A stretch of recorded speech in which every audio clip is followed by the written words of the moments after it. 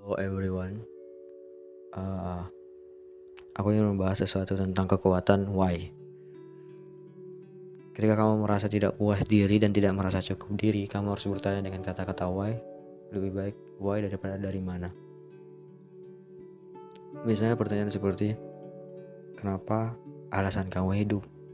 Apa tujuanmu membahagiakan orang lain atau hanya untuk membahagiakan diri sendiri? Kenapa kamu berjalan ke sini? Alih-alih bertanya kepada kemana aku akan pergi, lebih baik kamu bertanya kenapa aku pergi ke tempat itu.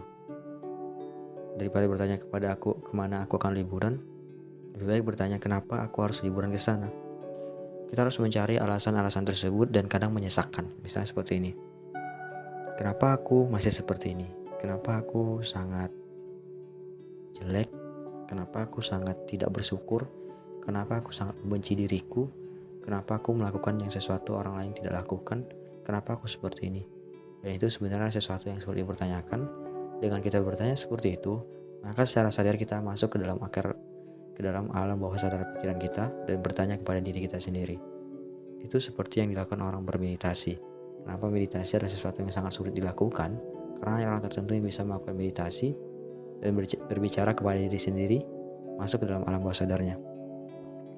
Dengan bertanya kepada diri sendiri, kita menjadi semakin kuat dan menjadi semakin tahu alasan apa yang harus membuat kita semakin kuat.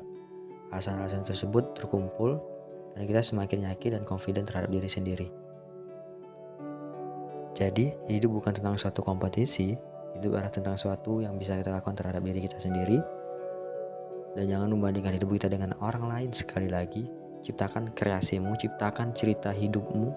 Setiap orang mempunyai cerita hidup yang berbeda-beda. Setiap orang mempunyai jalur cerita hidup yang berbeda-beda dan tidak selamanya mulus.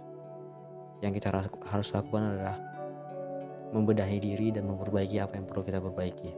Ini memang sedang sakit dan sedang sangat melelahkan, tapi bertanya tentang why, kenapa dan kenapa adalah sesuatu yang sangat penting.